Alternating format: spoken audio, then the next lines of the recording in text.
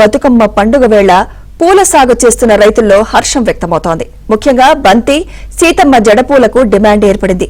మహిళలు తోటల దగ్గరికే వెళ్లి తాజా పూలు కొనుగోలు చేస్తున్నారు.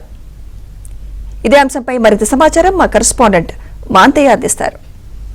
తొలి రోజు నుంచి మొదలు సద్దుల బతుకమ్మ వరకు పూలతోటే ప్రకృతిని పూలతోనే దైవంగా భావించి ఆడపడుచులు ఈ బతుకమ్మ పండుగ నిర్వహించడం ఆనవాయితీగా వస్తుంది. ఇందుకోసం ముఖ్యంగా తంగేరు పూలతో బతుకమ్మ పేర్చడం మొదటి సాంప్రదాయమైనా కూడా తంగేరు పూల కొరత నేపథ్యంలో ఆ తర్వాతి కాలంలో బంతితో పాటు సీతమ్మ పూలు మనం చూస్తున్నాం. మన సీతమ్మ పూల తోటలో ఉన్నాం. ఇది లక్ష్మీపేట మండలం కొత్తూరు గ్రామం. ఇది ఇక్కడ ఔత్సాహిక రైతులు చాలా మంది కూడా ఈ పూల సాగు చేస్తున్నారు. అటు సీతమ్మ జడలు, ఇటు బంతి పూలు మనం చూడొచ్చు. ఇవేంటంటే బంతి పూల తోట చూడొచ్చు.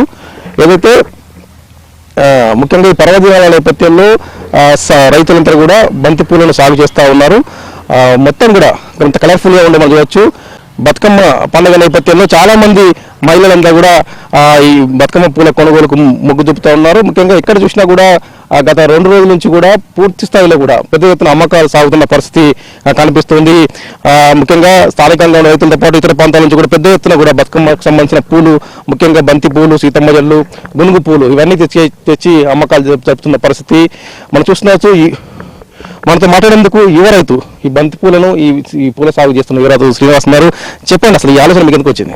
నాకు 15 సంవత్సరాల కిందట ఆలోచన వచ్చింది. మా ఫ్రెండ్ సహకారంతో పూల మొక్కలు తిప్పేయడం జరిగింది. ప్రతి ఒక్క విలేజ్లో కానీ సిటీలో కానీ ఇప్పుడు పూలు అనేవి ఇక్కడ దొరుకుతలేదు. తంగరు కానీ బంతి పువ్వు కానీ, ఒకప్పుడు బంతి పువ్వు అనేది ఇంటి వెనుక పెరట్ల కానీ ఇంటి మూట ఆరు బయట కానీ ఇక్కడ ఒక్కడ ఉండేది. ఇప్పుడైతే అది చూద్దాం అన్న వాళ్ళకి మొత్తం కనుమరుగైపోయినాయి. సీతమ్మ కానీ బంతి కానీ ఏ పూలు కూడా అసలు దొరుకుతలేవు. నేను 15 సంవత్సరాల క్రితం మార్కెట్కి అయినప్పుడు పూలు అమ్మడం చూశాను. అప్పుడు కొంచెం బాగా అనిపించింది. అప్పుడు 50 రూపాయలు 60 రూపాయల మొక్కు పూలు ఉండేది. అప్పుడు కొనుకొచ్చుకుంటే 50-60 రూపాయలకు కొన్ని తక్కువ నచ్చారు. మనం ఎందుకు పెడితే బాగుంటుంది, మనకింత ప్లేస్ ఉందిగా, ఓన్ ప్లేస్ ఉందిగా అన్న కాన్సెప్ట్ తోటి 2010లో నేను ఈ మొక్కలు తెచ్చుకొని కొంచెం ఎక్కువ పెట్టాను. అప్పుడు స్టార్టింగ్ 2 మూటలు పెట్టాను. ఇప్పుడు ఎకరం పెడుతున్నా. ప్రతి సంవత్సరం దిగుబడి ఎంత వస్తుంది? లాభసాటిగా వ్యాపారం ఇప్పుడైతే ప్రయాణం లాభదాయకంగా ఉంది. ఒక 30-40 ఖర్చు వచ్చింది ఇప్పటి వరకు అయితే. నేను దసరా వరకు అయితే నాకు 5 క్వింటాల వెళ్ళినా కూడా క్వింటాల్కి ఒక 8,000 రూపాయలు వెళ్ళినా కూడా 45 రూపాయలు లాభం, 45 రూపాయలు అది వస్తాయి. అది పెట్టుబడి పెడుతుంది. మళ్ళీ దివాళికి ఒక 5-6 క్వింటాలు వెళ్తుంది. 60 రూపాయలు కేజీ ఉంటుంది. అప్పుడు అది వరకే లాభం ఒక 50-60 వరకు మిగులుతాను ఆశిస్తున్నానండి. మొత్తం మీద కూడా ఈ అటు సీతమ్మ జల్లు కావచ్చు, బంతి పూలు కావచ్చు, మీరే సాగు చేస్తున్నారు. ఇంకా రైతులు ఎవరండి ఈ ప్రాంతంలో? ప్యాంట్ అయితే ఇప్పుడు నేను పెడుతున్నా. తర్వాత మన ముందు చూసి నన్ను ఎక్స్పీరియన్స్ చూసి మళ్ళీ మా అన్నయ్య పెట్టడం జరిగింది. అతను ఎంత ఒక 10 గుంటలు పెట్టడం జరిగింది. అతను కూడా మంచిగా సక్సెస్ అవుతున్నదండి. పూల సాగు లాభసాటిగా అని చెప్పొచ్చా? మిగతా ఎవరైనా ఔత్సాహిక రైతులు పూల సాగు చేసుకోవచ్చు అని చెప్పొచ్చా?